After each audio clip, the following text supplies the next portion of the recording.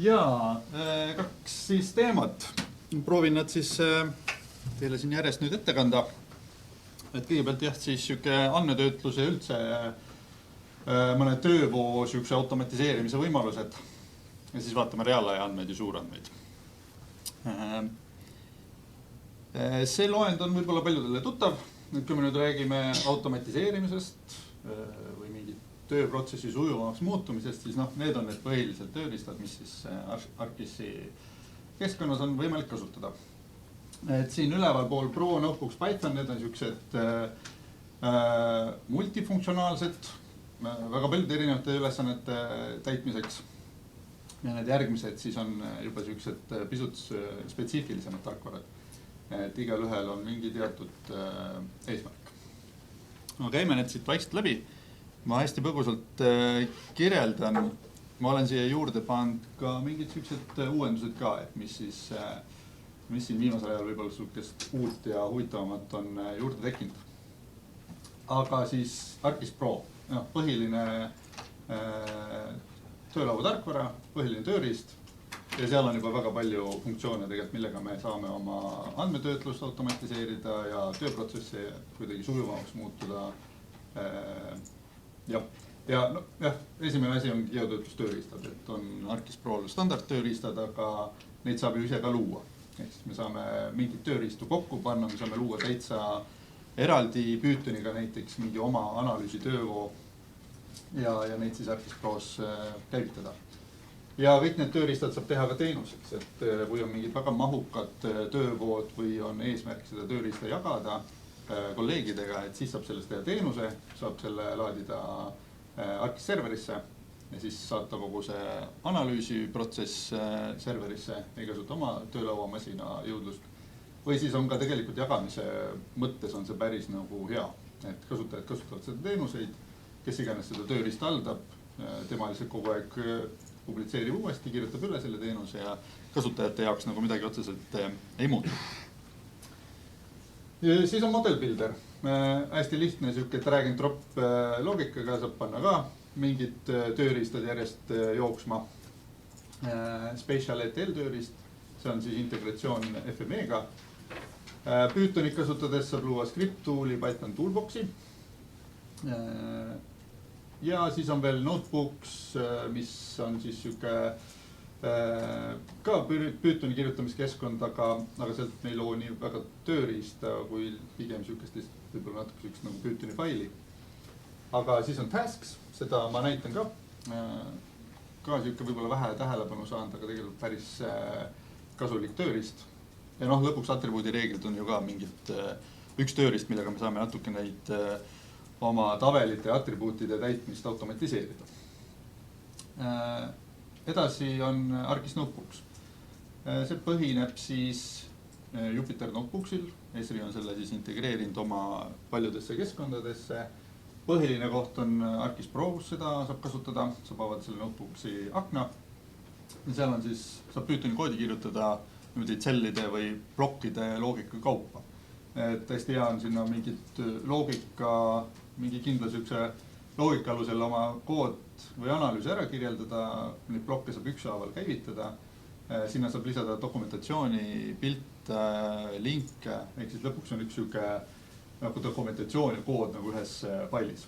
Ja üleüldse seda notebooki on integreeritud siis ArcGIS läbivalt, et on ArcGIS Pros, Online'is, Enterprise'is ja on eraldi ka notebook server, kus saab siis neid notebooki faile kuidagi ajastatud kohe käivitada ka.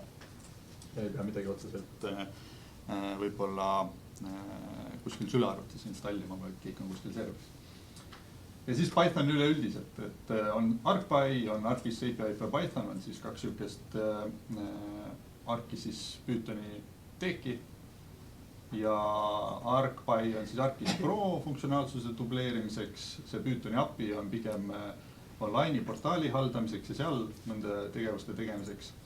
Aga Python üleüldiselt on kõiki neid teeke saab importida, mis iganes, ma ei tea, PyCharmi, kus iganes te võib-olla koodi kirjutate ja seal luua mingid suuremad Pythoni rakendused, Python töövood, integreerida mingi teiste keskkondadega, et lõpuks saab seda Pythoni kirjutada ka ArcGIS-i keskkonnast väljaspool. Et need olid siis siuksed üldisemad ja üldiselt ka võib-olla sellised esmasemad tööriistad. Aga siis vaatame edasi neid juba pisut spetsiifilisemaid. Kui sealt paremalt alustada, siis on Velocity, GeoVent Server, GeoAnalytics. Nendest ma nüüd selles järgmises esitluses räägin pisut pikemalt, aga need on siis reaalaja andmete vastuvõtmiseks, analüüsimiseks, arvestamiseks või siis ka järeltöötlemiseks. Siis on data pipelines. See on selline natuke model builderi laadne keskkond, aga mõte on see, et pigem ta keskendub võib-olla selliseste pilve ja teenustega suhtlemiseks, ehk siis andmed tulevad kuskilt teenustest, mingitest pilvekeskkondadest. Sinna saab teha selliseid andmetransformatsioone, saab andmeid liita, rikastada ja siis salvestada näiteks kuhugi järgmisesse keskkonda. Ja hea on ka see, et see on selline eraldiseisev keskkond, seal saab teha need töövood ära konfigureerida, seal saab need ära ajastada, et on nagu üks kindel keskkond, kus siis kogu aeg on mingid sellised andmeuuenduse töövood käimas. Siis Workflow Manager, et see on sellised tööprotsesside haldamiseks, koordineerimiseks ja seal on ka muidugi see automatiseerimise komponent ka. Seda ärge segage või ärge ajage sassi näiteks Workforce'iga või Field Maps taskidega. Et see ei ole ainult selline töökäskude andmise keskkond, vaid seal on täitsa sellised, saab töövood ära kirjeldada mingi menetlus step by step, kuidas see mingi menetlus näiteks peaks käima. Ja iga selle osa juurde või iga selle stepi juurde saab siis tegelikult panna siis mingid taustale mingid automatiseeringud ka tööle. Et mõned on võib-olla, kus kasutaja ise peab täitma mingid väljad, vajutama mingid nuppe, aga saab siis teha mingeid selliseid osasid, mis käivituvad automaatselt. Ja viimased siis ArcGIS Dashboard ja ArcGIS for Microsoft.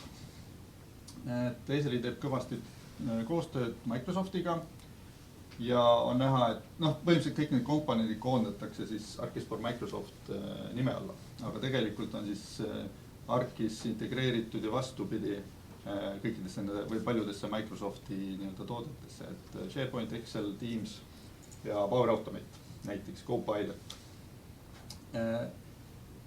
Kõige võib-olla selline multifunktsionaalsem on Power Automate, mida ma ka hästi põgusalt näitan. Et seal saab põhimõtteliselt kõik need teised sellised otseintegratsioonid saab tegelikult teha ka läbi selle Power Automate. Mõnes mõttes on hea, et selline üks keskkond, kuhu saab siis kõik need automatiseeringud kokku panna. Ja neid nagu lihtsam hallata ka. Nii, aga näited ka siis. Ja ma kiirelt lihtsalt näitan need keskkonnad läbi. Et väga pikalt kirjeldada ei jõua. Aga siis kõigepealt näed ArcGIS Pros taskid. Et on siis siuke failiformaat Esri tasks ja selle saab siis ArcGIS Pros avada. Kui te selle esimest kord avate, siis ju luuakse siuke taskide kataloog ka ja selle saab siis avada. Antud hetkel see task või see ülesanne on siis siukse kadunud inimese otsimise ettevalmistamine. Et siit saab selle avada. Idee poolt siia saab luua, selles ühte faili saab luua mitu taski, need kuidagi veel gruppidesse jagada, et on lihtsam aru saada, et mis ülesandeid on vaja täita ja võib-olla ühe suurema ülesande täitmiseks sellised alamülesanded saab kõik siia ühte faili kokku panna. Aga mõte on nagu see, et saab ära kirjeldada kõik nii-öelda need ülesanded, sellised alamülesanded, mis on vaja siis täita. Iga ühe juurde saab kirjutada siukse info ka kasutajale, et mida siis antud hetkel teha tuleb. Ja siia saab luua väga palju erinevaid nii-öelda toiminguid. Et mõned on siuke, kus kasutaja ise näiteks sisestab midagi või peab sisestama siin kadunud inimese nime. Next step. Ehk siis kasutajal on nagu see vigade tegemise võimalus on üsna väike, et kõik on ära kirjeldatud, kõik, mis ta peab järjest täitma, kõik on siin kirjas. Vale nupu võib-olla vajutamine või valede andmete sisestamine on viidud peaaegu et miinimumini. Ja siin on näiteks antud hetkel käivitus järgmise tegevusena select by location tööriist. Ehk siis kõik neid geotöötlustööriistu saab ka siia sisse pookida neid saab automaatselt käivitada, aga neid saab panna siis ka nagu inimesele käivitamiseks. Jah, et siis nüüd siis otsite meile see siuke otsingu piirkond, kus meil see inimene kaduma läks ja nii edasi, saab etapina märkida siukse esialgse otsimispunkti ja nii edasi, et siin neid protsesse on nagu päris palju, mida kõiki saab siia ära kirjeldada ja siit ülevalt siis näeb, mis on tehtud, mis on edasi, on näha, et mingid asjad toimusid automaatselt ja kogu see protsess näiteks antud hetkel lõpeb PDF-kaartidega, et kõikidele otsingu meeskondadele antakse mingi oma rada, oma piirkond, mida nad peavad läbi otsima, nende jaoks kõigile tehakse automaatselt eraldi PDF, mis saab siis kuskil kontoris välja printida ja siis koha peale sõita ja alustada otsingutega. Et siuke tööriist. Siis edasi Power Automate. See on siis Microsofti keskkond, kus saab siis hästi paljude teiste keskkondadega liidestuda ja seal on, üks on siis nendes kaarkis. See on see avavaade, idee poolt kõik need siuksed flow'd on siis siin selle Power Automate'i keskkonnas nii-öelda siukse töövoo nimetus. Siin mõned on olemas, aga võib-olla kui alles tutvute selle keskkonnaga, siis on kõige lihtsam valida siit template, mingid siuksed mallid siis, panna näiteks siia otsingus arkis, hästi palju juba tuleb siit, valimised lihtsalt näitamiseks esimese. Siin peab olema siis luba ligipääs teatud keskkondadele, ehk siis Teamsile ja Arkisile. Mul on need siin olemas idee poolt, kui teil esimesel korral ei ole neid tehtud, siis siin on kõik see sign-in ja see funktsionaalsus nagu olemas, et sellega ei tohiks olla nagu suurt konfigureerimist ja seadistamist. Aga siis luuakse siuke mall. Seda saab nüüd täiendada täpselt nii, kuidas ise tunnete, aga mõte on nagu see, et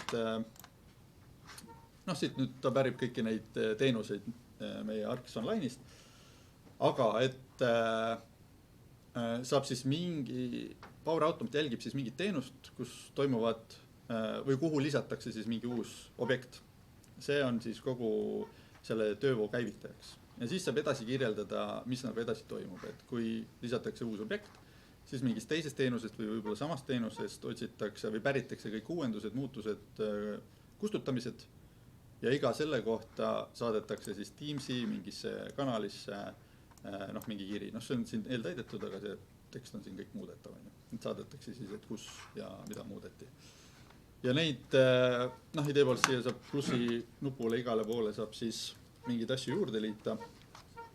Ja Arkisi keskkonnas on näha, et on siis online'i need siuksed toimingud ja enterprise'i toimingud. Nii, ja ma veel põgusalt näitan selle workflow manageri ka ära. See on ka võib-olla siuke keskkond, mida võib-olla ei ole väga näinud.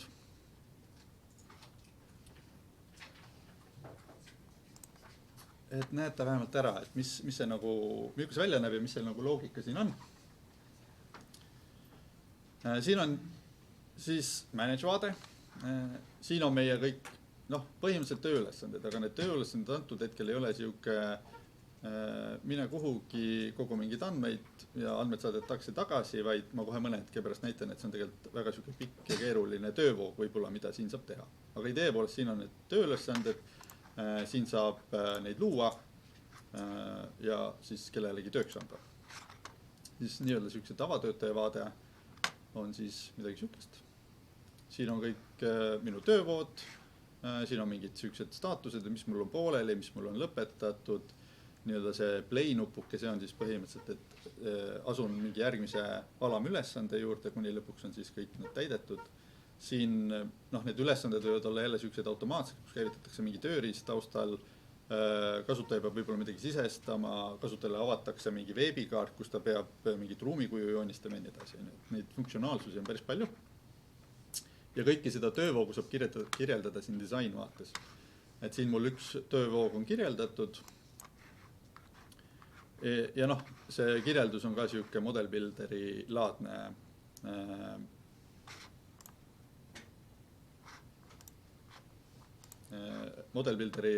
vaade on ju. Et kui siit edit võtta, siis me saame siia kõiki neid siukseid toiminguid juurde lisada. Igal ühel on siis mingi siuke info, mis see toiming teeb ja nii edasi, on ju. Et niimoodi siis saab selle töö ära kirjeldada, neid saab siia mitu tükki ära kirjeldada, vastavalt sellele saab siis anda neid tööülesandeid ka. Et mitte ainult sihuke üks ülesanne, vaid see koosneb mitmest etapist, need kõik on vaja siis ära täita ja kuni siis lõpuks jõuab selle tööprotsessi lõppu. Nii, aga see on praegu andmete analüüsi automatiseerimise koha pealt